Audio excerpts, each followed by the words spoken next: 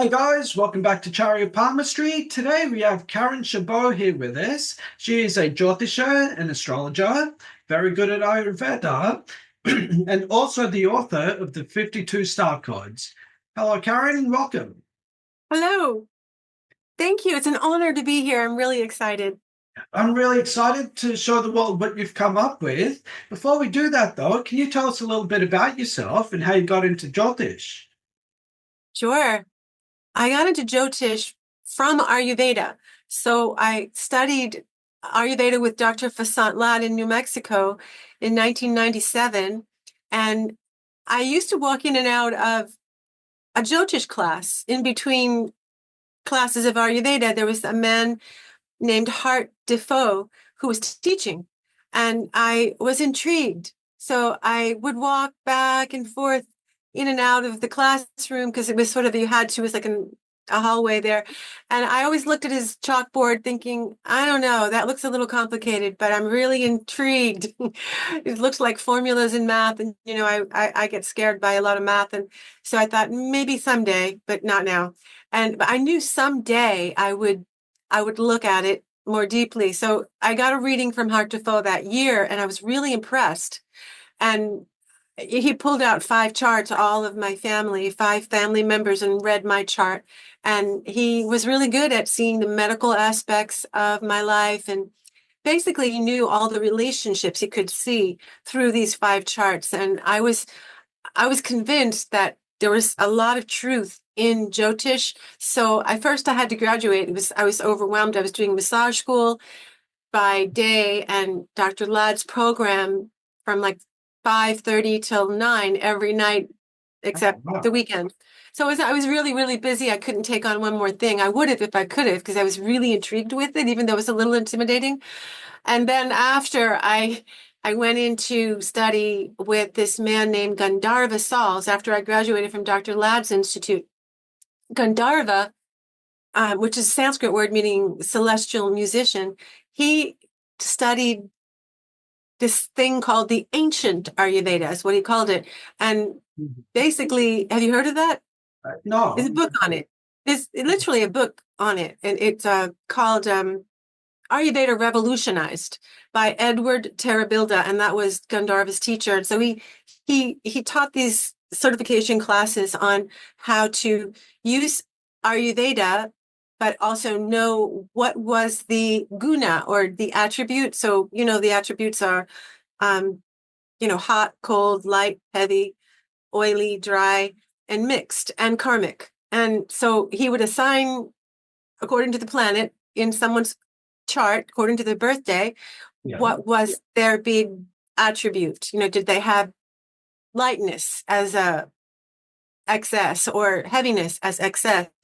And then I would take my Ayurvedic consultation from that point, and and that really helped me as I was in the beginning of Ayurveda and seeing clients. And I used his method and realized later he was using Vedic software, and it was Parash was light software, and he had just changed the Ayanamsa, and he did this thing with these like Jaimini in a way. If you've heard of Jaimini, Yeah. Jaimini is it's a leg of Jyotish, and it isolates you know, uh, health, mother, father. It isolates like fields of living according to planets. So basically, almost like the Dara Karaka in Gemini, which is the planet that governs the physiology, and also your mate, your archetypal mate.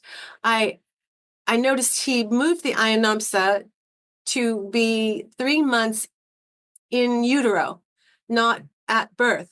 So that was the difference. So it was a little off Broadway, as some of my other teachers later would have described it. It wasn't, a mainstream Jyotish where Hart Defoe's lineage is very pure. So I Mhm. came from this Ayurveda, um, Jaimini mixed in with a very unusual background, and I wanted to keep going with it, and I decided I wanted to learn the authentic, not off Broadway, but the Broadway. So I found this teacher um, in Fairfield, Iowa, and his name was David Hawthorne, brilliant man. And he taught Jyotish, and I found out he called it systems approach. So it's another sort of off-Broadway, according to, Hart Defoe and the lineage. And I guess I'm just drawn to sort of off-Broadway things. And I have an expanded mind. So I find that there are synchronicities and magic in so many different oracles and divination systems. And I really liked David, and I liked his teaching. And I was at the Maharishi University studying Vedic science, and he was there. And I went every Wednesday night to learn systems approach Jyotish. And I moved away and then found this ashram in Pennsylvania called Arsha Vidya. Have you heard of it? No, I haven't. No, it's a really great ashram, and it's beautiful, and it's got the foothills, and it's just very lovely and peaceful, where they do puja and teach Vedic sciences and Vedanta. So I went there and met Penny Farrow, and I have to say she was one of my best teachers and one of Hart Defoe's most devoted students. So I spent 5 years going back and forth to study under Penny. And but I would go for 3-day weekends, maybe 5 times within those 5 years. Each year would be like about 5 or 6 visits to the ashram, and I would immerse myself in Hart Defoe lineage, Jyotish. That was the classic sort of Broadway, not off Broadway. And I loved every minute. Penny is brilliant, and I'm honored to study with her. And I think that was in 2015 when I first started at the ashram. Mm-hmm. Yeah, and from there, I had always sort of played with the deck of cards and integrated into my readings and into my understanding of divination. The deck of cards. Yeah. The deck of cards I always thought was just for gambling, or, poker, or, some go fish, war, whatever, crazy eights. And I didn't know it was an oracle. And I thought it was, gypsies. And it wasn't something I was really drawn to. It took a while for me to warm up to it. And it was because I was so immersed in, this pure Vedic science, and it was the opposite. How I perceived it was a 4-letter word. It's cards, and people even say, "Oh, she's a house of cards," and it's not. It doesn't have a good connotation. So I kind of steered away from it. But this book kept following me. It was called the Destiny Cards of Destiny by Robert Lee Camp, and he had another book called Love Cards, and now he has many books out. He's quite good, and I realized that I'd also had a reading when I was at the Ayurvedic Institute after Hart Defoe, and she was a Jyotish and a Western astrologer. Her name was Bethala. Bethala was head of the yoga department at the Ayurvedic Institute. She gave me a reading. She blended Western tropical astrology with Jyotish. And when I went back to look at it, I noticed she also used the cards. I couldn't believe it. I remembered very vaguely, but I'm glad I saved the note. So she blended the cards in with both systems, Vedic and tropical. She was quite amazing.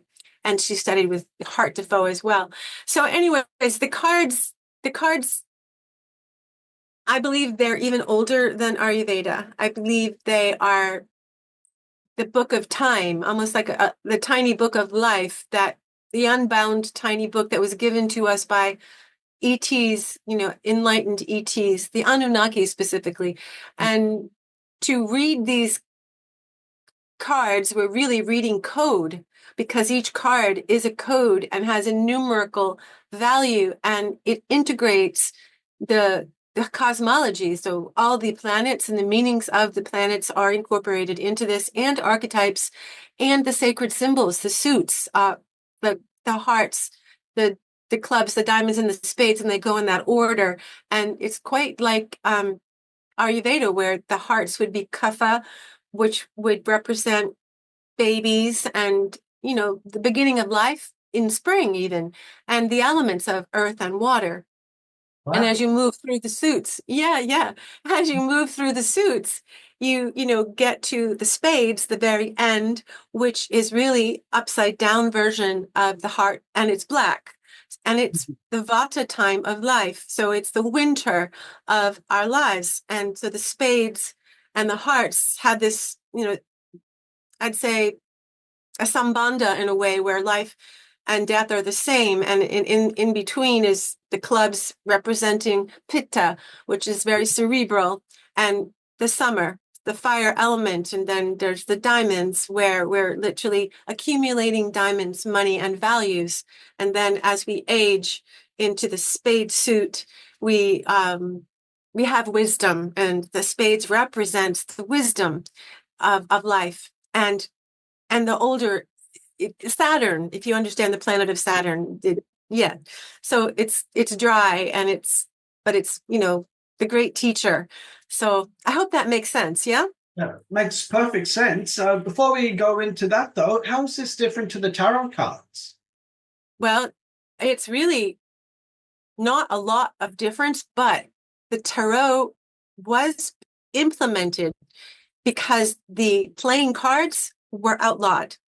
And they were so powerful that it became a threat to the leaders, kings, queens, presidents of, whatever you want to call them. They didn't want competition. So they said anybody caught it with a deck of cards and using it for divination would be persecuted. So I remember almost from another lifetime, I must have been in those days back then, because it was almost like a remembering. And maybe you were too, I don't know. And back then, you realized that we could play games with this and keep it hidden in plain sight. So Go Fish, Crazy Eights, War, and there it is, still there in plain sight, but we had to take the magic and keep that secret, but it was still existing. And then they decided to create the major arcana in the tarot, where they used also cups were the hearts and the wands were the clubs. So they disguised it with different verbiage and threw in that major arcana, those extra cards that had pictures, and they made it look like art. And it was like art therapy with Roman numerals, not digits, not numbers. So it's just sort of sprouted out from the deck of cards. That's so fascinating, because one of the things with Indian palmistry especially is one school of Indian palmistry traveled to the west through the Roma people, who became known as the Gypsies. And that's why in Europe, palmistry is looked down upon. It's looked upon as like fortune telling, or just someone scamming you for money at a carnival, whereas in India, it always remained as a science. And I think what you're suggesting is the deck of cards and the tarot more or less had that same, how would you say, discrimination, or that same sort of aura about it. Yes, yeah, we were persecuted for this, and then the Bible came out, and the Christianity, and it became this religious thing, and then they changed so much in the Bible, and some still in the Bible is accurate, but they took out some things and implemented things like don't do astrology because it's evil. Basically, it's not evil. This is it's the code to life.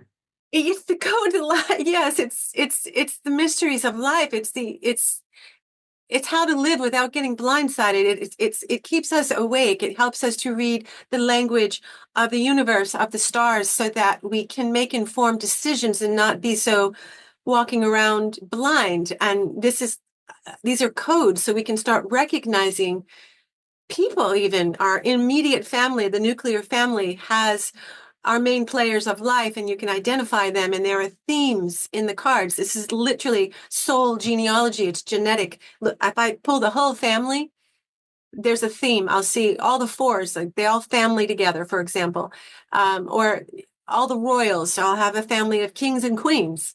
You see what I'm saying? So it's very not random in any way. And once you understand that, you understand that it's not voodoo, it's not dark, it's not it's really illuminating. It's very light, and it's always who is the reader. Like who is the massage therapist? You could get your degree in massage therapy and you've learned all the techniques, but if you're not awake yourself, if you're a lower vibrational person, Yeah. then doesn't matter. You're not going to be helping anyone anyways. But so if you like you as a palmist and me as and you're a Jyotish and me as card reader and 52 star codes, I should call it, because the word card is like a 4-letter word. And I'm a Jyotish and an Ayurvedic practitioner. So basically,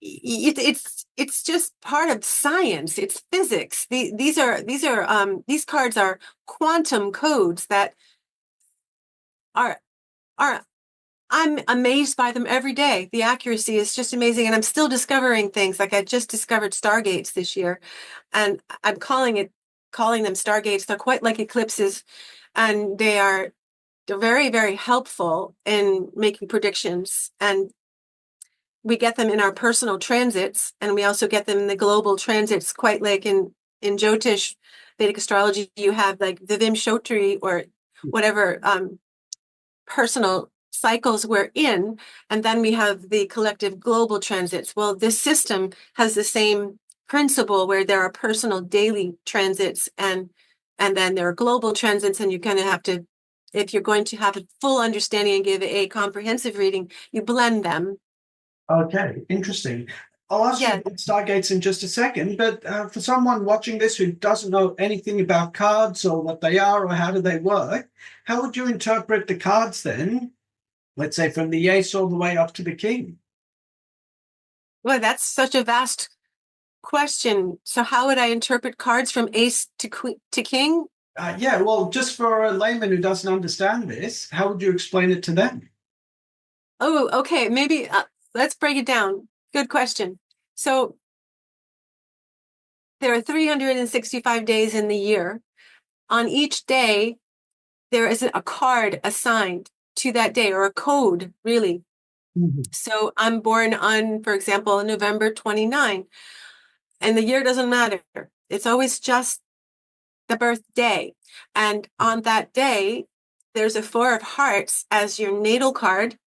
And then I call the internal card, or you can call it like a rising or ascendant, is the 6 of clubs. And these cards have codes. So the 4 of hearts is star code 4, and the 6 of clubs is star code 19. And you ask, well, how do you get 19?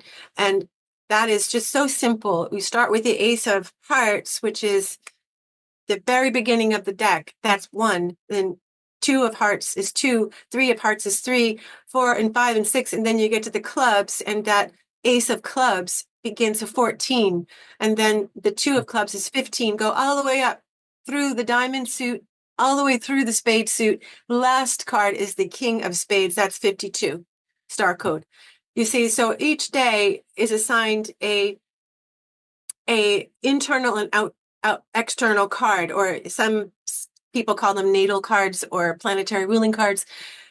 I call them internal and external cards. So basically, it's an interesting formula. How did those days get assigned these codes? Yeah. That's the question for someone with a curious mind.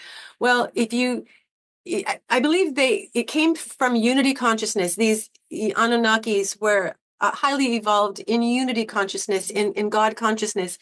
And, with the third eye is that one, meaning unity. And then they handed us this deck because they knew that the earth plane and the physics on earth were about duality. So they said, take your month, for example, November, 11, and then double it because we're in duality. 11 plus 11 is 22. And then add your day. I was born 11/29. So we add 29 to that. And I don't have the math in my head right now. I'd have to calculate it. And then you subtract 55. Now, 55 is very interesting. Why not 52?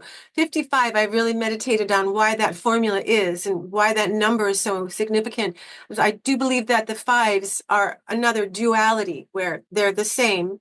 And these fives are very representative of the earth, Saturn, and being inside of time, because Saturn governs time. So the 55 is significant for the Earth. Maybe on another planet, they'd use another formula, but this Earth was double your month, add your day, subtract 55 and you get a -4, which is star code 4. Mhm. So that's how the natal codes are assigned to each birthday. Okay. And is it too simplistic to say that the 52 cards correlate to the 52 weeks as well somehow? Yes, yes, yes. It's really a mystical calendar. So Mhm. how can I say this? My brain's a little dead, but I slept 3 hours last night. So let me try to correlate all this. This 13 cards per suit, right? And there's 13 lunar cycles, or 13 moons every year, we'll just say. And there are 4 seasons, 4 suits. Where we live on Earth, where there are 4 seasons in most places, at least to some degree. And 4 is a pretty significant number. And there are 45 actual quadrations, which are the templates that are how we make these predictions. So 45 templates, including the Earth template, which is static. They're all static, and the spirit template. And then we go by ages, age 1, age 2. So finding your, say, I'm 61, so we go to the 61st quadration, and you could read me through that 61st, or anybody through that 61st quadration. Where is the 4 of hearts in that quadration? Because it moves with every different quadration. So we can track it. That's how they did this without the computer software way back in the day of when the Annunaki gave the little book to the first human. Mhm. That's incredible. And you mentioned earlier that some of these cards are correlated with planets as well. Yes, well, so the way these templates, these quadrations are configured are, and they read from right to left, like Hebrew or Arabic. And Mhm. on the right side, it's a grid. On the right side, you have 7 rows, right? And the 7 planets. Yeah. And it's based on tropical astrology. And at the bottom, there are also 7 rows going vertically. So there's horizontal and vertical, and these rows are assigned planets. You see, and then there's a crown line, which is very interesting. It's not assigned any planet, but it's quite royal and public, and there's 3 cards at the top at the crown line. Yeah. And so that's how the planets come into play. So the cards move around. So for example, at age 61, the 61st quadration, I would look for the 4 of hearts, try to find where I am, in which the vertical, and then look at that planet. I'm in, say that, I forget where I am now. I haven't looked at my quadration in a long time, but maybe I'm in the Venus row going horizontal, but I'm in the Saturn row going vertical, and that tells you a lot. And then you learn how to count, and you can figure out your daily card, your yearly card, um, 7-year card, 13-year. I mean, you can figure it all out, but it's a lot of calculations. That's brilliant. It's almost like looking at your Mardasha whilst at the same time using numerology to figure out what the planet is that rules you on that day. Yeah, it is. It is like that. It brings it down to your personal level, your birthday. Yes, it's Yeah. a personal inner transit. And it's also interesting to combine it with the global transits. Yeah.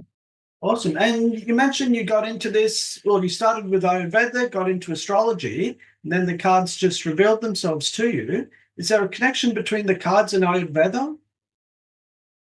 I have connected it where, I mean, there may be even more connections than what I have so far, but the 5 great elements, the Mahapanchabhutas, are right there in the suits. So earth, fire, water, ether, air are in the suits. So I can understand the medical components when I'm reading someone's chart. You know, from Ayurveda that Saturn is dry, its quality or the guna is just dry, and it represents the body, the physical body. So I'll look for health in the Saturn section of someone's year. Somebody might come for a reading and say, how does my health look this year? Or, my mom is struggling, what's going on with her health? And I'll look in there, and in Saturn, I'll see if there's an affliction. You can see these afflictions with certain I don't want to complicate it, but there are portals. If someone's got a portal in Saturn, which is the 9-6 or the 2-6, then there's some instability. And then I'll look further for what is the instability. Then I'll look in their Venus section.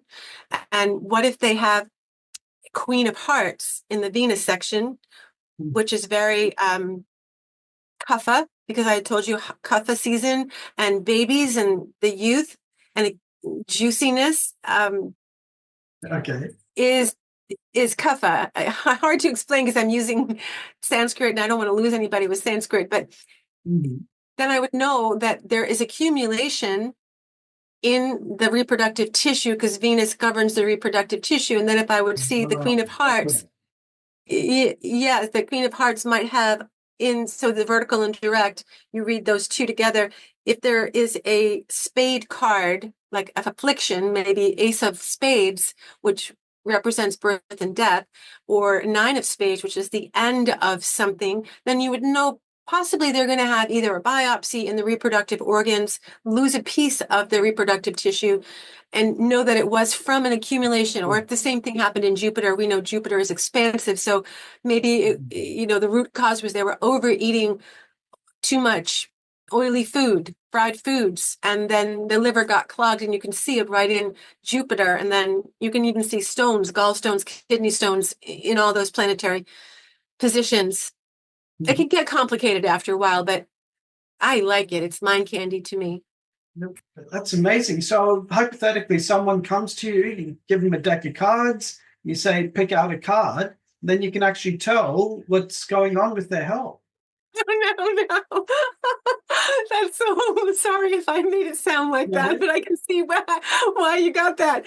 But no, it's actually a software program. So this man that wrote the Destiny cards or the Cards of Destiny, I forget, I think he's changed the title a bit, or maybe I've just forgotten, but love cards, Robert Lee Camp. You can look up his books.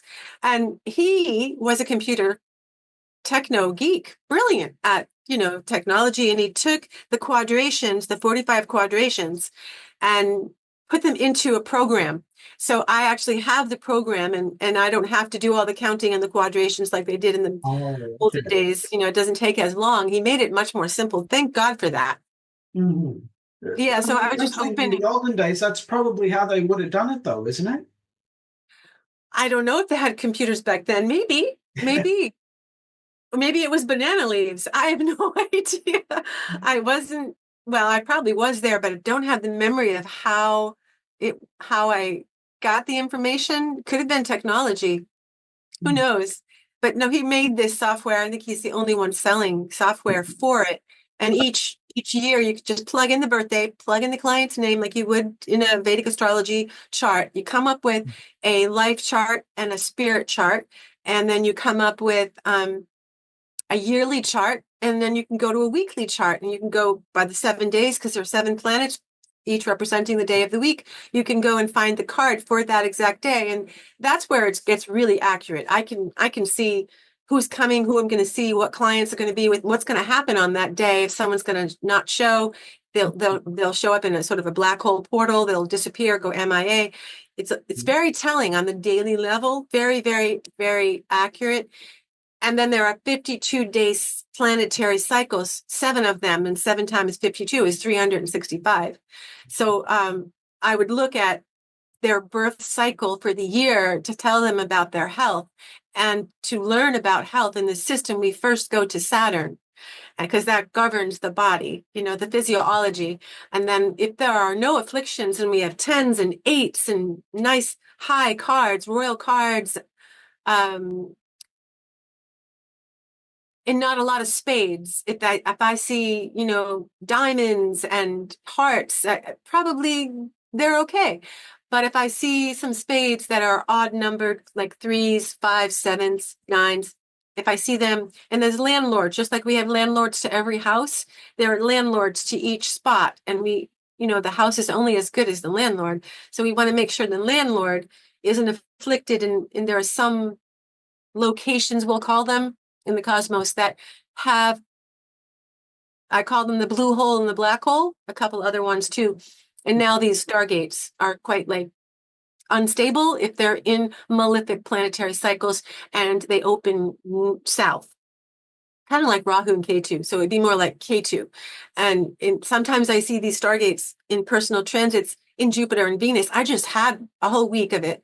Jupiter Stargate and a Venus Stargate. And it was the most insane, crazy week of my whole year. Everything happened all at once and things were just coming in. I signed this and I paid that and I got money and I'm in movement like no other. I saw that coming and I was excited to see how it would unfold. So anyways, if someone has a Stargate in Saturn, this isn't always good. Okay. So firstly, what is a Stargate? You mentioned this earlier, that it's helping you to make more accurate predictions. Yeah, so this is something that came to me. It was kind of pushed into my head. I have no other way to say it. It wasn't words that I heard, but it was knowledge that, or concepts that I believe the star beings, that maybe even the Anunnaki themselves, I don't know, but there are gatekeepers to the system and they are working with me. And I'm grateful and honored. And they push information into my head. They knew I was writing this book. And I kept being told to look at the life spread, keep looking at it, or the earth spread, or I call it a template. Yeah. And I kept looking. I'm okay. I'm looking. What? I've been looking at this for 10 years and nothing's jumped out. And then suddenly I saw what they were trying to say. I saw doubles in this earth template. There were two red sevens. There were two red kings and they were side by side. There were two red eights. One was in the crown line, one was in the Neptune bottom line. But when you fold it and take it out of the first dimension and put it in 3D, they touch and they became a Stargate. And that was the last Stargate that I discovered. I went a couple months without knowing that that was a Stargate, that you could actually curl the template and they would touch. So I thought there were only 8 Stargates, but there are actually 9, which makes sense. So there's 2 for each Stargate. And so 18 in total, but 9 full Stargates, right? And think about the eclipses. They happen every 18 years. Or, I mean, they repeat, go back to the same houses every 18 years, and they transit every 18 months. So the 18 is a very important number. That's why I call the 5 of clubs star code 18, because from the ace of hearts, when you count ace of hearts, 2 of hearts, 3, go all the way to the clubs, it's 18, 5 of clubs. So it is the eclipse card. So 18 is a significant number. That's how many cards are involved in all the Stargates that I found. I mean, there was a black 3 Stargate, there was a black 6 Stargate, and a red 4 Stargate. I was amazed at, and then they showed me how this reciprocity between the black 9 Stargate and the black 6 Stargate. They do this rotation where almost I felt like it was like an escalator or an elevator, where they interchange, because the black 9s and the black 6s can actually interface, because the 9 can go upside down to the 6 and the 6 can go upside down to the 9, creating a spiraling effect like a portal. Yes. And then there are lords of the Stargates, which just are mind-blowing to understand. So you add those 2 Stargates together, like say the red 7 Stargate is a 7 of diamonds, 7 of hearts. The lord of that Stargate, when you add those star codes, comes to star code 40, the ace of spade. And that would indicate big money, but secret big money. Okay. Because the ace of spades, the ruler, is a secret card. It is the secrets and mysteries between birth and death. And it is literally the Pluto card of the entire deck of cards. So yeah, and if someone has, for example, I just gave a reading to a girl who was diagnosed with breast cancer, and she had the red king Stargate in Saturn. And when you put the words, so I also use letters. Letters have numerical codes, and that's nothing new. A lot of people know that. Yeah. But the letters breast, BREAST, I always capitalize the B, but the first letter, it comes to star code 39. Each of those letters add up to 39. That's the king of diamonds. So the king of diamonds for this girl was sitting for her year, in her 52 days Saturn cycle. The red kings were there, both red kings, and the landlord of the king of diamonds was the 5 of clubs. Now, 5 of clubs, when you put the word Cancer, capital CANCER, in my calculator, so it converts it to a star code. It is the card of Cancer. So Cancer comes to 5 of clubs. Oh. So yeah, so she had the Red King Stargate, and the landlord was the Mhm. 5 of clubs. So we knew that breast came to King of Diamonds.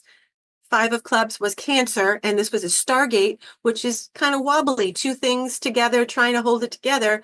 Wobbly in Saturn, probably going to open south. Not so good. Oh. So she's struggling with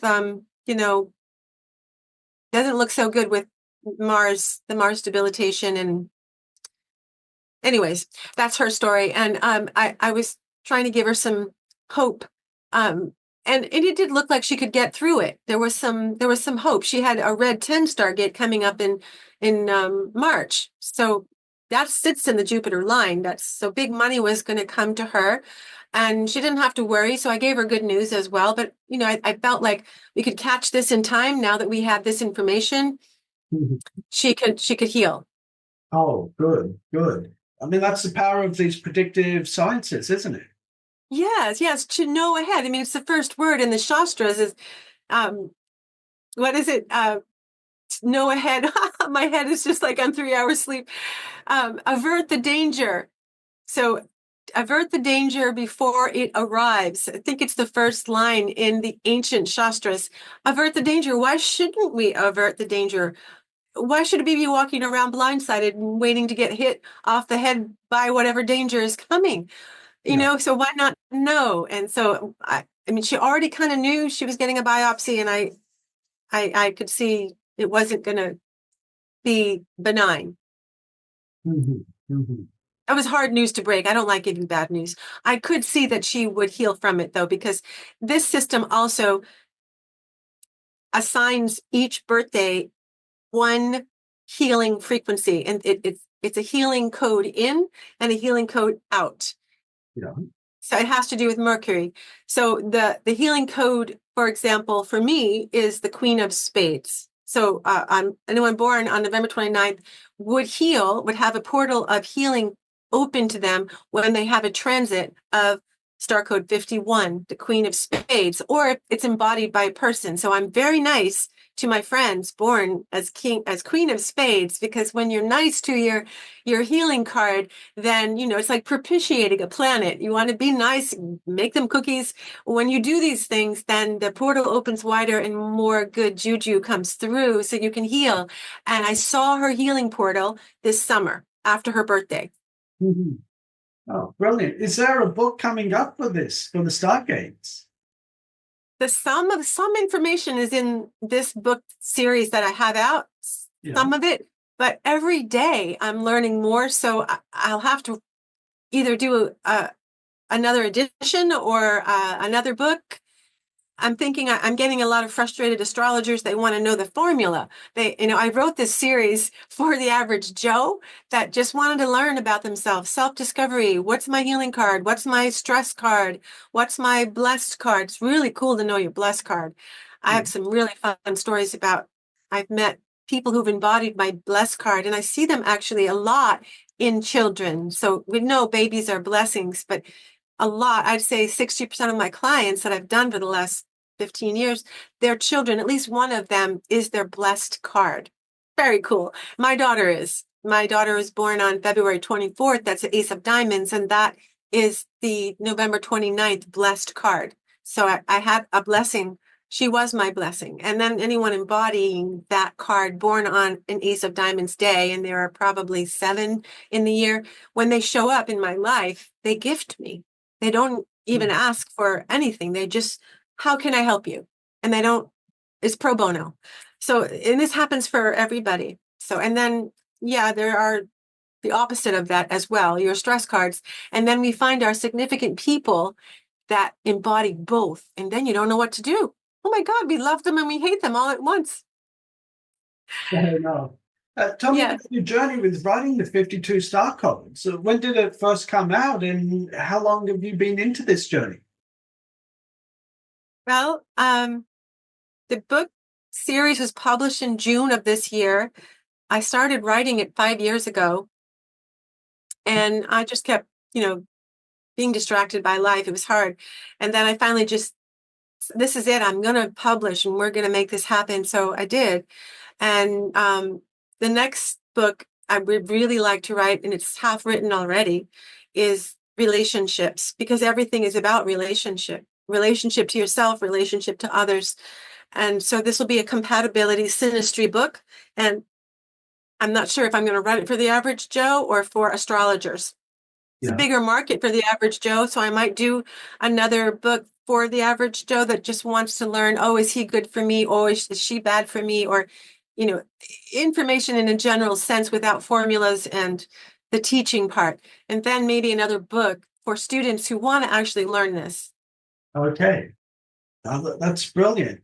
It's not an easy journey writing a book, and just listening to you speak, I'm sure you'd have a very prominent Jupiter. The fact that you've had all these great teachers in the past, and a very strong Ketu and Rahu as well. I have a strong Jupiter in some sense. It's Swa, it's home, it's in its own sign, it's retrograde, so it's second tier strength, but it is in the 12th house. So yes, on the upside, it brings enlightenment. It helps me to learn from enlightened masters, but Jupiter governs the bank too and children. So there's, little pinches in that. Mhm. Oh, brilliant.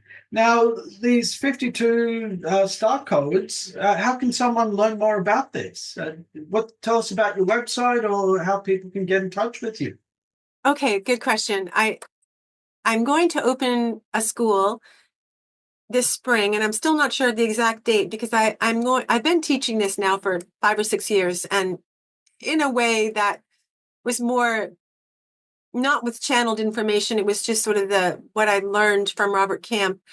And now I have all this information that just came to me in these books. So I'll be teaching that in the spring, but I have a small group right now that I've handpicked because I want to groom certain students so that they can help me teach this, because I can't do this on my own. So I'm grooming a small group, and I'm hoping to keep it to maybe 5 or 6 students so it can be personal.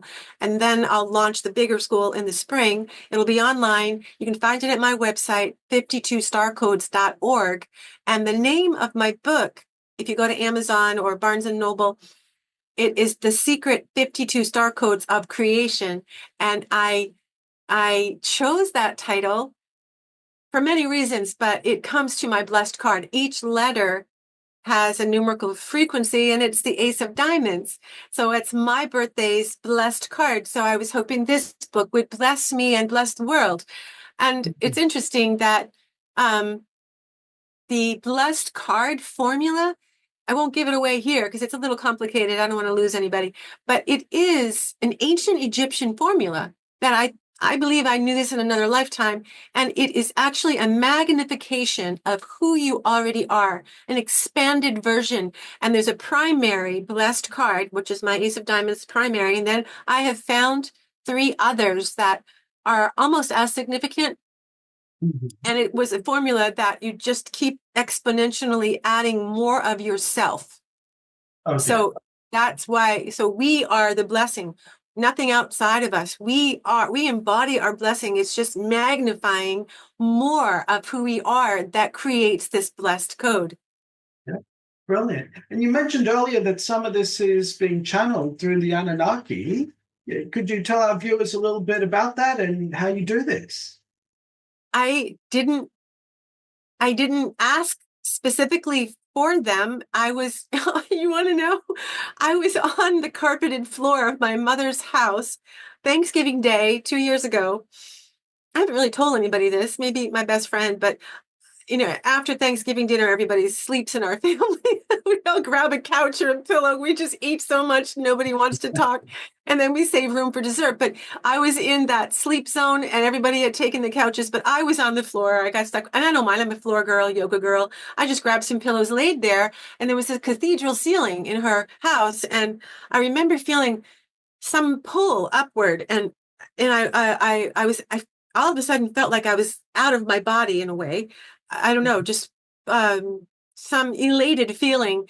And it was, they were pressing the knowledge in. They said the Ankh, they gave us the Ankh, and they taught me about that symbol. And then they said Annunaki.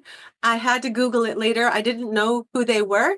And I found out they were an ET, extraterrestrial tribe, and they came to our planet. I still don't know a lot about them. I still want to learn more about them. They came to our planet because their galaxy or their planet was lacking gold. They came here to mine gold.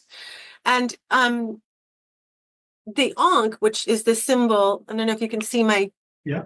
it's a loop, and it represents unity consciousness, or if you go sideways, it's third eye right here. Okay. And they showed me like images of making a second loop, almost like an exact replication of the loop sideways, and that formed the heart suit. So it starts with the Ankh. There's a true evolution of these sacred symbols.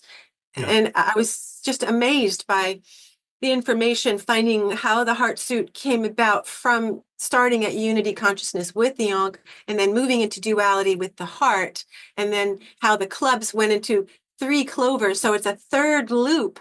And then I got stumped on the diamond suit. Yeah, I was like, oh, that's cool. So the hearts and clubs were from the Ankh. And then I thought, well, you have to tell me about the diamonds. Where do the diamonds fit in the evolution? I knew the order. I knew they were next. And as I was meditating and asking for the knowledge, I was walking along the beach because I live across from the beach here, and they gave me this stone. Okay. It's like there's a little hole, and you could stick your little pinky in there, and it's kind of shiny. I don't know if you can see that, but there must have been I don't know if you can see Like that. a garnet or something inside there once. It might maybe a garnet of some sort of a crystal that was four-sided. And in this stone, I meditated with it, and I like the shape of it. It's kind of like a triangle. And I meditated with it on my third eye.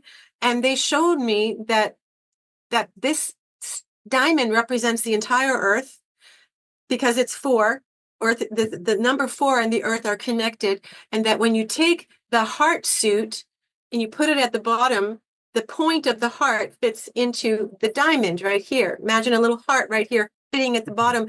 And then you take the spade suit, the point of the spade fit here. So the heart and spade fit right inside the diamond.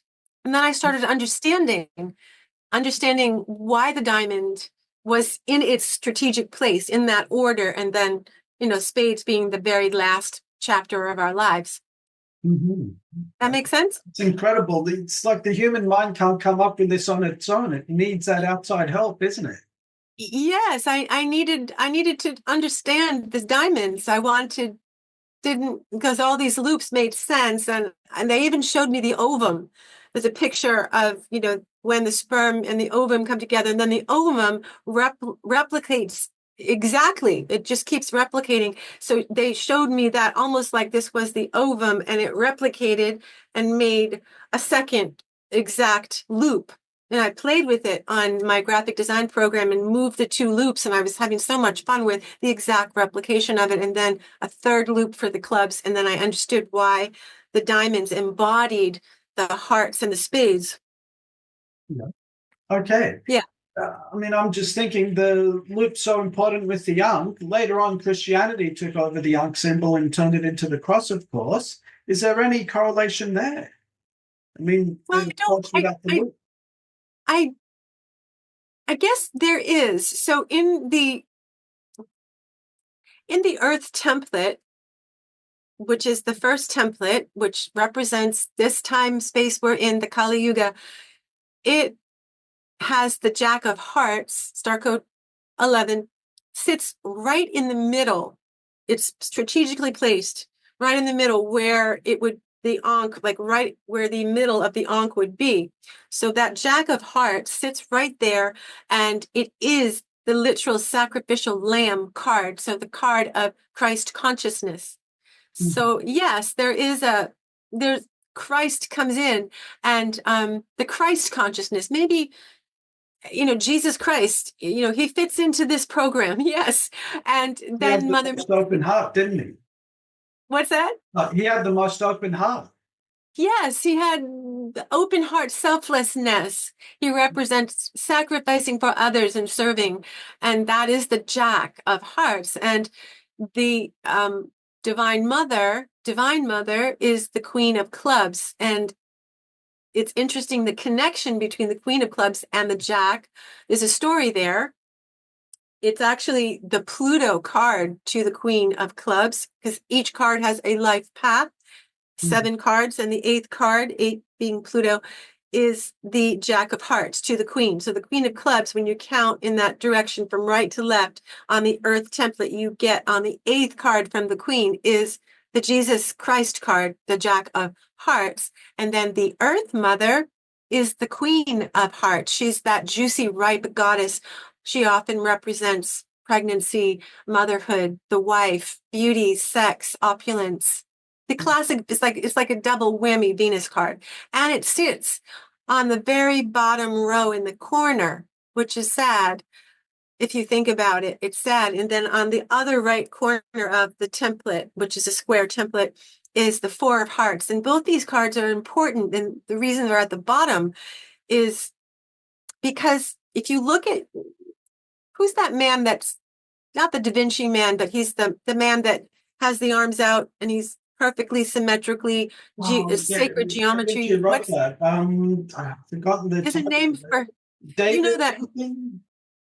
I, I think I I got it forget. wrong. But yeah, it's the perfect man as he drew it. Yeah, it's the perfect man, and yeah, there's a name in the Da Vinci. All of his arms and legs, everything is sacred geometry and measured just perfectly. And there's a name for him, and I'm losing the name. But anyways, when you put him on, you superimpose him over the chart. Both his feet step on the Queen of Hearts corner, and then in the corner, the 4 of Hearts. And the 4 of Hearts represents marriage and family and love and relationships. Queen of Hearts represents pregnancy, the wife, the mother. So we are in the dark ages, Kali meaning dark, Yuga meaning time. And this dark age is when the matriarch, the Earth Mother, and the principle and foundation of marriage is stepped on. Okay. And yeah, so not so good, but it's very clear that there's not a lot of respect for the matriarch in this Kali Yuga. So I see the Sat Yuga, and I have developed the new template for the Sat Yuga, and it's beautiful. It is so clear, and it gives me hope when I look at it that we're entering that. Hopefully, my cards say 2040, planet Earth will be transformed into the age of truth and light, and we'll be using a different Earth template. And I found it. I was shown it, and it's a beautiful time when the feminine principle is respected, and mother wounds and father wounds aren't so prevalent. They're so prevalent now because the 4 of Hearts represents family. And so, yeah, I look forward to that. 2040, around 2040 is, I think, when it starts to take its full effect. Oh, that's brilliant, because in the palmistry system, we think that there's a new era starting between 2038 to 2043. Well, there you go. Yeah, it's like Smack bang in the middle of that. it is. It really is. And the 40, we take the 40 at Star Code 40, 2040 is the Ace of Spades. It's the card of death and birth. So it's massive transformation. It's like an 8th house. It's like time to go upside down and make huge changes, purify what doesn't serve us. So by 2040, we'll have an ecosystem instead of an ego system. That's well said. Well, Yes. these star codes can actually look at the world at a macro level as well as just an individual level. It is so telling and insightful for the entire cosmos to understand, even politics and the Red King Stargate. It's, yeah, I mean, I sometimes when I go into it and I know they want to give me more information, I'm almost afraid to go into meditation on each of the Stargates, because I know that this information just hovering here, and my mind is already so blown right now from these Stargates. This week I had 2 personal Stargates, and I'm just trying to integrate what happened. So I have to find the right time, which will be soon, that I will get more information about each Stargate and the history. And yeah, I can feel it, and I haven't found words for it. Okay. And what are your thoughts on how the world's going to transition between now and 2040? Is it going to How get is worse and worse, It's or going to will get it get worse. better? Yes, it will unfortunately get worse, but the only reason isn't to punish us or be intentionally evil, because the light and the dark dance together.